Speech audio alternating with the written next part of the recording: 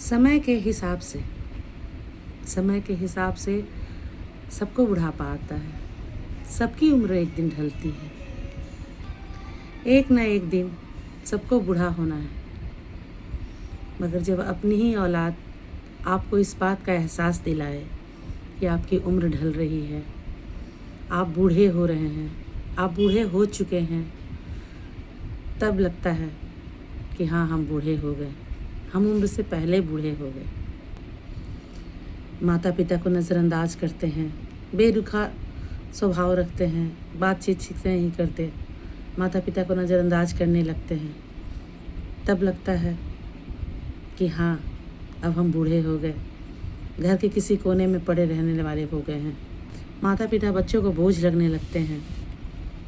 जो माता पिता अपने बच्चों को अपनी पूरी ज़िंदगी सौंप देते हैं, पूरी जवानी खर्च कर देते हैं, वही बच्चे माता पिता को बोझ समझने लगते हैं। माता पिता अपना पूरा जीवन अपने बच्चों का भविष्य बनाने में झोंक देते हैं, अपनी पूरी ज़िंदगी खर्च कर देते हैं अपने बच्चों के लिए, अपने बच्चों के भविष्य के लिए। आज वही बच्चे अपने माता पिता को बोझ समझते हैं, उन्हें एहसास दिलाते हैं बात बात पर कि आप बूढ़े हो गए हैं, आपके खर्च बढ़ गए हैं, आप हम पर बोझ हैं। क्या बीतती होगी ऐसे माता पिता पर, ज़रा सोच कर देखिए। जो अपने बच्चों के, अपने औलाद के एक एक खुशियों का ख्याल रखते थे, एक एक ज़रूरत का ख्याल रखते थे, हर ज़रूरत को पूरा करते थे, अपनी ज़रूरत का, अपनी इच्छाओं का मन मार कर अपने बच्चों का ज़रूरत पूरा करते थे। आज वही बच्चे अपने माता पिता को एहसास दिलाते हैं कि आपकी ज़रूरतें बेहिसाब हो गई हैं। कुछ बच्चे किताबी ज्ञान के अहंकार में ऐसा करते हैं। कुछ बच्चे अपनी पत्नियों के दबाव में आकर ऐसा करते हैं, और कुछ बच्चे जाने क्यों ऐसा करते हैं, मुझे नहीं पता। पर माता पिता के साथ ऐसा अक्सर हो रहा है। उन्हें नज़रअंदाज किया जा रहा है, उनके साथ सही व्यवहार नहीं हो रहा है, उनके साथ गलत हो रहा है। जो प्यार, जो मान सम्मान, जो दुलार, जो देखभाल, जो रख रखाव उन्हें मिलना चाहिए, वो उन्हें नहीं मिल रहा है। माता पिता का कदर करना लोग भूल रहे हैं, उनके साथ गलत हो रहा है। नए ज़माने के लोग माता पिता को वो सम्मान नहीं दे रहे हैं, वो जगह नहीं दे रहे हैं, वो स्थान नहीं दे रहे हैं जो पुरानी पीढ़ी के लोग देते थे। माता पिता को भगवान के स्वरूप माना जाता था। अब तो ये हाल है कि जो माता पिता अपनी ज़िंदगी अपने बच्चों को सौंपते थे, बच्चों के लिए एक पैर पे खड़े होकर सुबह से शाम कर देते थे, अब वही बच्चे अपने माता पिता को वृद्धाश्रम का रास्ता दिखा रहे हैं। अपने माता पिता को ऐसे ले जा रहे हैं वृद्धाश्रम जैसे किसी मंदिर में दर्शन कराने ले जा रहे हो।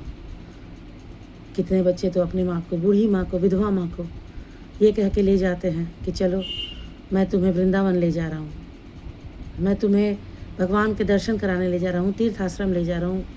न जाने क्या क्या झूठे सपने दिखा कर ले जाते हैं, और उन्हें ले जा कर ट्रेन में बिठाते हैं और स्टेशन पर छोड़ के चले आते हैं। ऐसे कितने जगह मैंने पढ़े हैं, फेसबुक पे देखा है, यूट्यूब पे देखा है कि माएँ बैठी रहती हैं बेटों के इंतज़ार में कि मेरे बेटे आएंगे, और संस्था वाले उन माँओं को लेकर के फिर जाते हैं वृंदावन आश्रम में।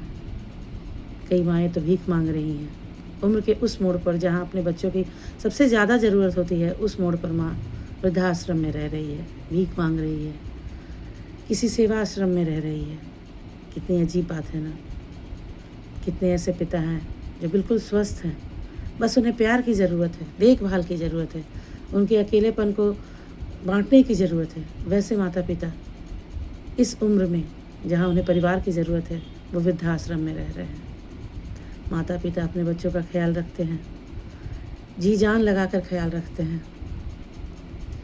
पर बच्चे अपने माता पिता का ख्याल नहीं रख सकते। माता पिता को ले जाते हैं और आश्रम में छोड़ कर आते हैं।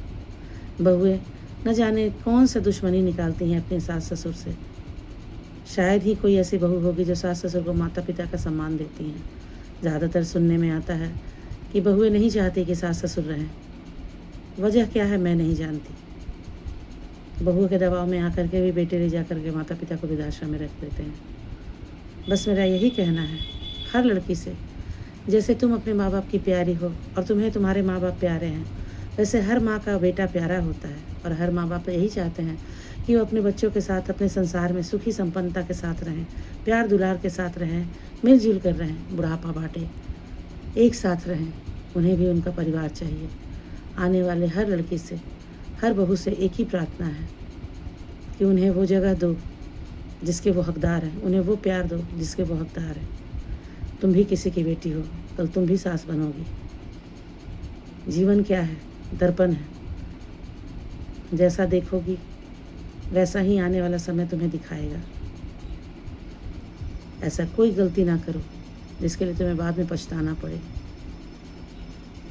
ज़िंदगी को तुम्हें बैलेंस करना होगा, सामंजस्य बिठाना होगा, ताकि आने वाले समय में तुम्हारे सास ससुर तुमसे खुश रहें और तुम भी खुश रहो।